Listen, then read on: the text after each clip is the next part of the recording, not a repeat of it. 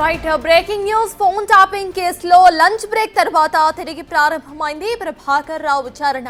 Set అధికారులు అడుగుతున్న అన్ని ప్రశ్నలకు ప్రభాకర్ రావు సరైన సమాధానం చెప్పలేకపోతున్నట్లుగా సమాచారం. కోర్టులో వినిపించిన వాదనలే మళ్లీ సిట్ ముందు రిపీట్ చేస్తున్నట్లుగా తెలుస్తోంది. తాను ఎస్ఐబిలో పనిచేసినప్పటికీ తనపై అధికారులు ఉన్నారని, వారికి తెలియకుండా తాను ఏ పని కూడా చేయలేదని అంటున్నారు ప్రభాకర్. తాను చేసే పనిపై అధికారులు నిత్యం పర్యవేక్షణ చేస్తూ ఉంటారని కూడా తెలుపుతున్నారు. ఎస్ఐబి కార్యాలయంలో ధ్వంసమైన హార్డ్ డిస్క్లకు సంబంధించి అధికారులు అడిగిన ప్రశ్నలకు ప్రభాకర్ రావు నుంచి ఎలాంటి సమాధానము రాలేదు.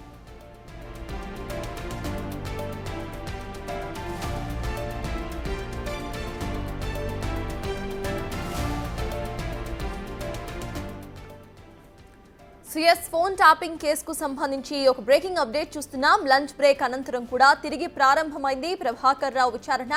సెట్ అధికారులు అడుగుతున్న ప్రశ్నలకు ఇటు ప్రభాకర్ రావు సరైన సమాధానం చెప్పడం లేదన్నట్టుగా మనకి తెలుస్తోంది.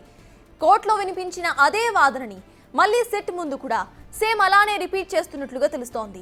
అయితే తాను ఎస్ఐబిలో పనిచేసినప్పుడు తన మీద కూడా అధికారులు ఉంటారు, తను ఏ పని చేసినా కూడా తనపై అధికారుల పర్యవేక్షణలోనే ఉంటుంది అంటూ కూడా ఇటు ప్రభాకర్ రావు చెప్పే ప్రయత్నం చేస్తున్నట్టుగా తెలుస్తోంది. ఇక మిగతా అన్ని క్వశ్చన్స్ కు కూడా ఆయన ప్రశ్నలకు ఆన్సర్స్ దాటవేస్తున్నట్టుగా మనకి తెలుస్తోంది. ఎస్ఐబి కార్యాలయంలో ధ్వంసమైన హార్డ్ డిస్క్లకు సంబంధించి ప్రభాకర్ రావు ఎటువంటి ఆన్సర్ కూడా ఇవ్వనట్టుగా తెలుస్తోంది. అయితే ఇంతకు ముందే మనం అనుకున్నాం ప్రభాకర్ రావు ఆల్రెడీ ఆయన ఎన్నో ఇన్వెస్టిగేషన్స్ చేస్తున్నారు, సో ఈ ఇన్వెస్టిగేషన్ లో ట్విస్ట్ చేసే అవకాశం ఉంది అని అనుకున్నాం. సేమ్ అలానే ఆయన ఆన్సర్స్ ను దాటివేస్తున్న సిచ్యువేషన్ చూస్తున్నాం.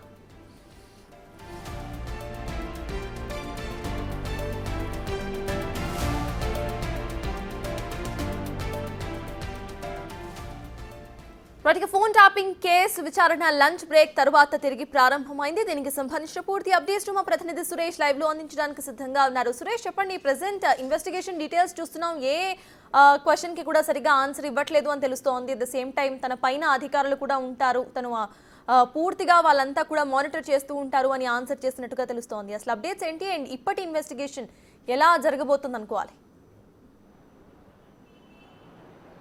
ఉదయం 11:30కు ప్రారంభమైన విచారణ 2:30కి బ్రేక్ ఇవ్వడం జరిగింది. ఆయన లంచ్ చేసిన తర్వాత తిరిగి 3 గంటలకి మళ్ళీ విచారణ ప్రారంభించారు.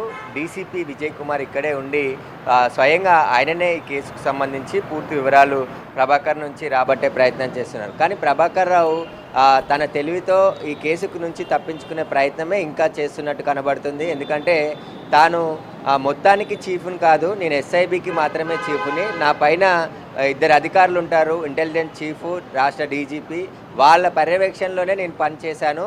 నేను ఏ పని చేసినా వారికి తెలిసే పని చేశాను. నేను చేసే ప్రతి పని కూడా వారి పర్యవేక్షణ ఉంటుంది అని చెప్పేసి కూడా చెప్తున్నట్టు తెలుస్తుంది. ప్రస్తుతం పోలీసులు ఆయనకు సంబంధించిన స్టేట్మెంట్ అంతా వీడియో రికార్డ్ చేస్తున్నారు. ఏదైతే నాంపల్లి కోర్టులో అఫిడవిట్ దాఖలు చేశాడో ప్రభాకర్ తరపు న్యాయవాది, అదే ఆన్సర్స్ ఇక్కడ కూడా చెప్తున్నట్టుగా తెలుస్తుంది. ఎందుకంటే కోర్టులో ఆల్రెడీ ఈ కేసుకు సంబంధించి ఒక పూర్తి అఫిడవిట్ ప్రభాకర్ రావు దాఖలు చేయడం జరిగింది నాంపల్లి కోర్టులో. అందులో ఉన్నది ఉన్నట్టు విచారణ అధికారులకు చెప్తున్నాడు తప్ప వేరే విషయాలు ఏవి కూడా ఆయన చెప్పట్లేడు. అడిగిన క్వశ్చన్కి దాటవేసడం నాకు తెలియదు అని చెప్పేసి మాత్రమే ప్రభాకర్ రావు చెప్తున్నట్టు తెలుస్తుంది. అయితే ఎస్ఐబిలో ఏదైతే హార్డ్ డిస్క్లని ధ్వంసం చేశారో అది మీరు రిజైన్ చేసిన రోజే సాయంత్రం ఎందుకు ధ్వంసం చేశారు? మీరు ఏమైనా ఇన్స్ట్రక్షన్స్ వాళ్ళకి ఇచ్చారా? ప్రణీత్ రావుకి మీరు ఆ రోజు ఎన్నిసార్లు మాట్లాడుకున్నారు? వాటికి సంబంధించిన పూర్తి సమాచారానికి సంబంధించి ప్రభాకర్ రావుని ప్రశ్నించినప్పుడు నేను ఆ రోజు రిజైన్ చేసిన తర్వాత అక్కడ నుంచి వెళ్ళిపోయాను, అక్కడ ఏం జరిగిందో నాకు తెలియదు అని చెప్పేసి ఆయన తప్పించుకునే ప్రయత్నం చేస్తున్నాడు. కానీ పోలీసులు మాత్రం ఆయనకు సంబంధించిన ఆధారాలను అన్నిటిని కూడా ముందుంచి ప్రశ్నిస్తున్నారు.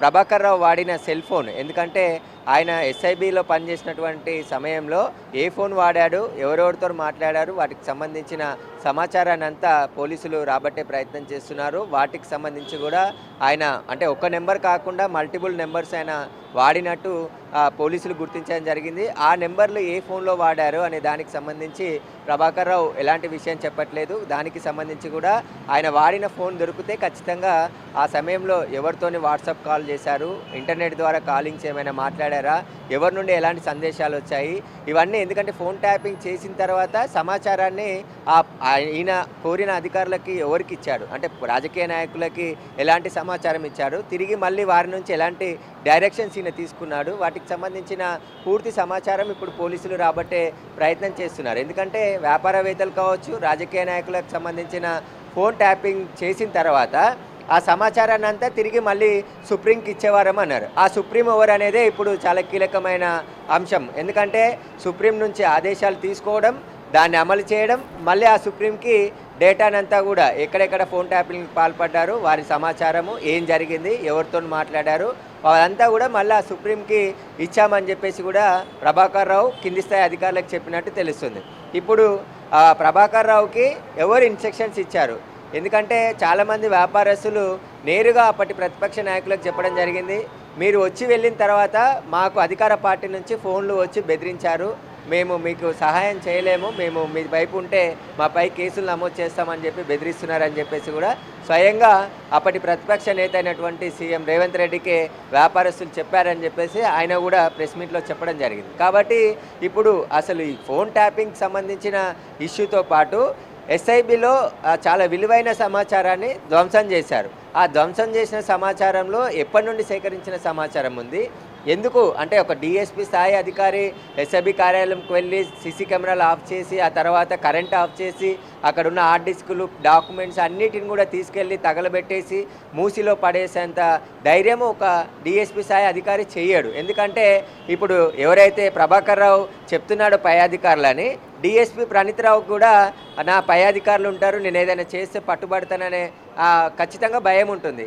కానీ ప్రణీత్ రావు ప్రభాకర్ రావు చెప్తేనే చేశానని చెప్పి స్టేట్మెంట్ క్లియర్గా ఇవ్వడం జరిగింది. చాలామంది ఫోన్ నెంబర్లను ట్యాపింగ్ చేశాము, వారి కదలికలను పసిగట్టి టాస్క్ ఫోర్స్ పోలీసులకు చెప్పేవాళ్ళము, రాధాకృష్ణ ఆపరేషన్స్ నిర్వహించేవాడు అని చెప్పేసి కూడా అన్ని విషయాలు స్టేట్మెంట్లో ఉన్నాయి. కాబట్టి ఇప్పుడు ప్రభాకర్ రావు మొత్తం సాయంత్రం వరకు కూడా విచారించిన తర్వాత కొన్ని విషయాలు బయటకు వచ్చే అవకాశం ఉంది. ప్రభాకర్ రావు సెల్ ఫోన్లు కూడా ఈ కేసులో చాలా కీలకంగా ఉండబోతున్నాయి. ఒకవేళ ప్రభాకర్ రావు సెల్ ఫోన్ల నుంచి డిలీట్ చేసిన సమాచారాన్ని రీట్రీవ్ చేస్తే మరింత సమాచారం పోలీసులకు లభించే అవకాశం ఉంది. రాజకీయ నాయకుల పాత్రపైనే ముఖ్యంగా ఇన్వెస్టిగేషన్ కొనసాగుతుంది. Thank you Suresh.